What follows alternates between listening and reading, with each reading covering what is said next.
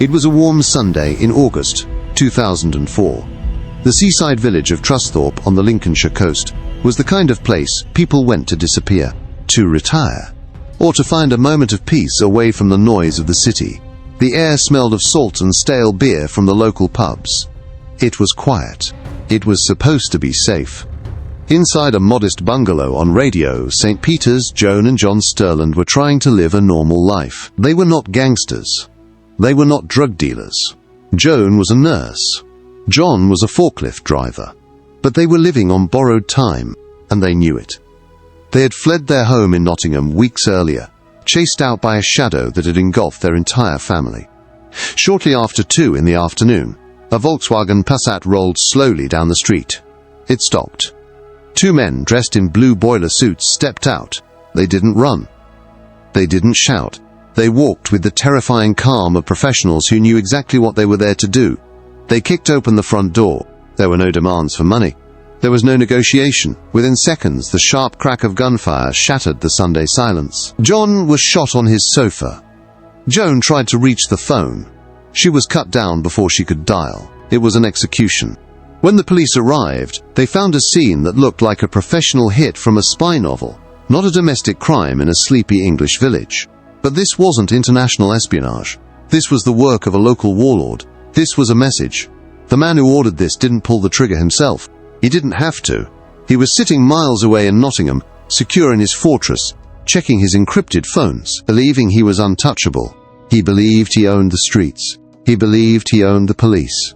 And for a long time he was right. This is the story of how one man turned a historic English city into the gun crime capital of the United Kingdom. This is the rise and fall of Colin Gunn. To understand the violence that visited that seaside bungalow, you have to understand the city it came from. Nottingham is famous for the legend of Robin Hood, a heroic outlaw who fought against corrupt authorities. But in the late 1990s and early 2000s, the reality of Nottingham was a dark inversion of that legend. The hero was gone, and the corrupt authorities were being paid off by the villains. The press had given the city a new name, Shottingham. At the centre of this decay was the Bestwood Estate. It was a sprawling labyrinth of council housing, narrow streets and dead ends. To the police, it was a no-go zone. To the locals, it was a fortress. And the kings of this fortress were the Gunn brothers, David and Colin. They didn't look like masterminds. They looked like bouncers, thick-set and aggressive. But while David was the face, Colin was the brain. Colin Gunn was not your average thug. He possessed a terrifying intelligence and a complete lack of empathy. He understood early on that violence was a currency, but information was power. Most criminals try to hide from the police. Colin Gunn decided to watch them back. He built an intelligence network that rivaled the local constabulary. He recruited a mole inside the Nottinghamshire police, a trainee detective named Charles Fletcher. Through Fletcher, Gunn had access to confidential police databases. He knew when raids were coming. He knew who was snitching. He knew where the witnesses lived. But his reach didn't stop at the police station. In a move of staggering audacity, Gunn corrupted employees at British Telecom. He paid them to place wiretaps on the phones of his rivals. Imagine the scale of that arrogance. While the police were struggling to get warrants to tap his phone, Colin Gunn was already listening to his enemies, planning his attacks with military precision. He turned the surveillance state on its head. He was the big brother of Bestwood. Under this umbrella of protection, the Gunn empire flourished. It was a machine built on cocaine, heroin, and extortion. They flooded the East Midlands with Class A drugs, washing the dirty money through security firms and legitimate businesses. The wealth was staggering, but Colin was careful. He didn't flash it like the playboys of the London underworld. He stayed in Bestwood. He drove nice cars, yes, but he remained a man of the people, a twisted Robin Hood who bought loyalty with cash and fear. If you had a problem in Bestwood, you didn't call the police. You called Colin. And if you were the problem, Colin called on you. The violence used to enforce this rule was medieval. Beatings were routine. Kneecappings were a formal warning, but the ultimate sanction was reserved for those who threatened the family.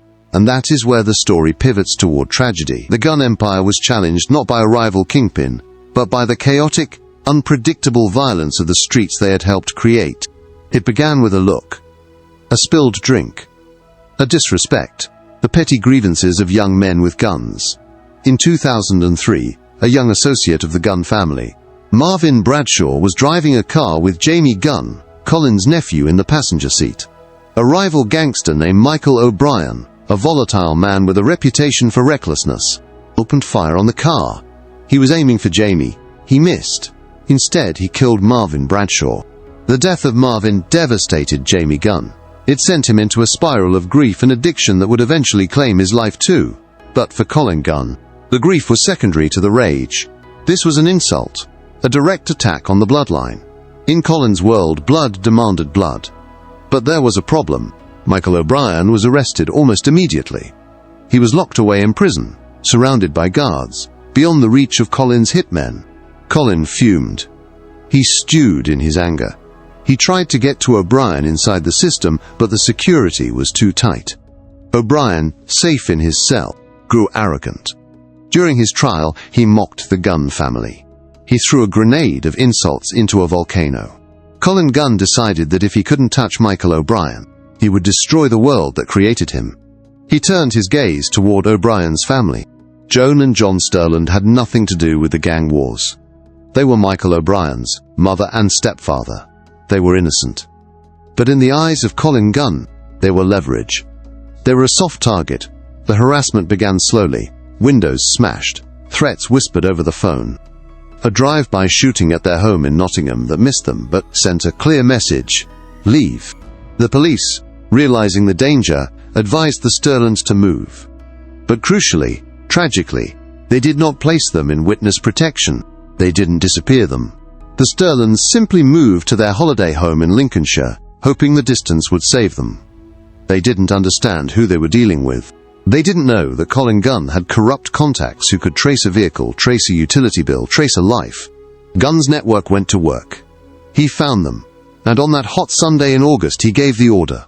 The hit was subcontracted, layered through intermediaries to keep his hands clean. The two men in the blue boiler suits did their job, and the Stirlands were erased. The double murder of an innocent couple shocked the nation. It was a line in the sand. Organized crime in Britain had always had unwritten rules. And one of them was that you do not touch the civilians. You certainly do not kill the parents. The brutality of the act forced the authorities to wake up. The local Nottinghamshire police, compromised and overwhelmed, could not handle this alone. The case was too big, the corruption too deep. Enter Operation Starburst. This was not a local investigation. This was a siege. Officers from outside forces, specialists from the National Crime Agency, and the best detectives in the country descended on Nottingham. They knew they couldn't just arrest Gunn for the murders immediately. He was too smart, too insulated. They had to dismantle his empire, piece by piece. They had to play him at his own game, surveillance. The investigation was a masterclass in modern police work. They couldn't rely on witnesses. The fear factor in Bestwood was absolute. Snitches get stitches wasn't a slogan there. It was a promise. So the police turned to forensics and data.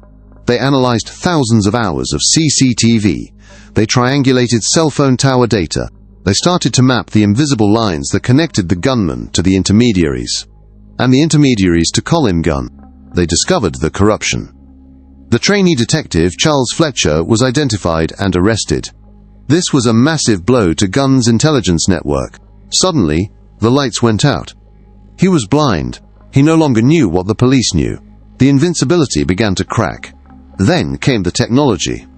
The police utilized covert listening devices, probing the cars and meeting places of the gang. They intercepted calls. Gunn was careful, speaking in code, but his arrogance made him sloppy.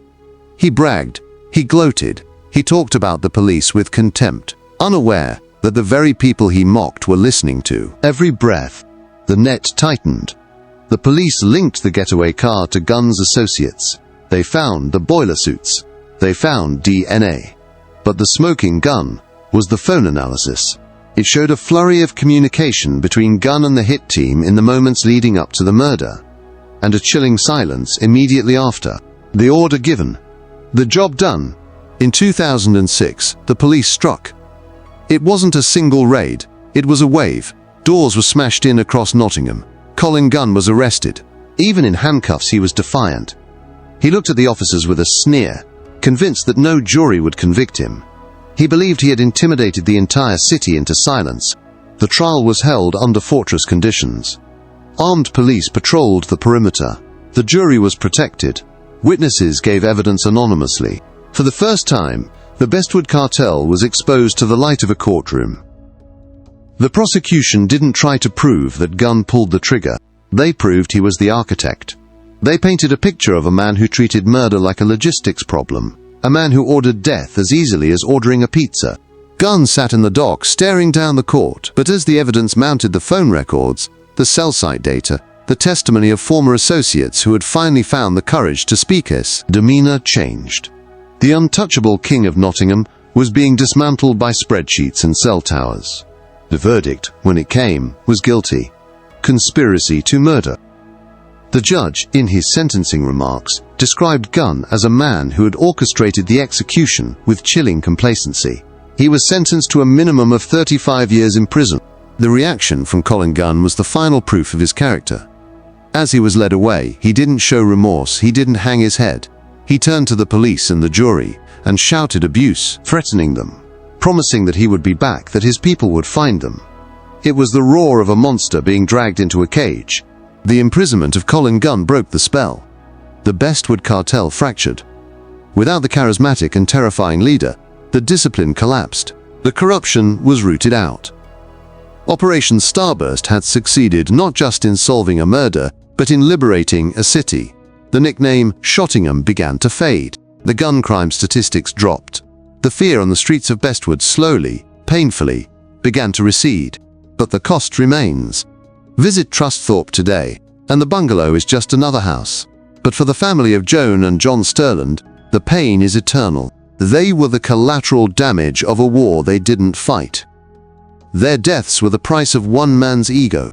The story of Colin Gunn is a dark chapter in British criminal history. It is a reminder of what happens when organized crime is allowed to fester, when it seeps into the institutions designed to protect us. It shows us that the line between order and chaos is thinner than we think. Colin Gunn owned the phones, he owned the streets, and for a terrifying moment, he owned the police. He thought he was a god of his own making, but in the end, he was just another inmate, wearing a number, watching his empire turn to dust from behind the walls of a high-security cell. The king of the road was dethroned, but the scars he left on Nottingham will last for generations.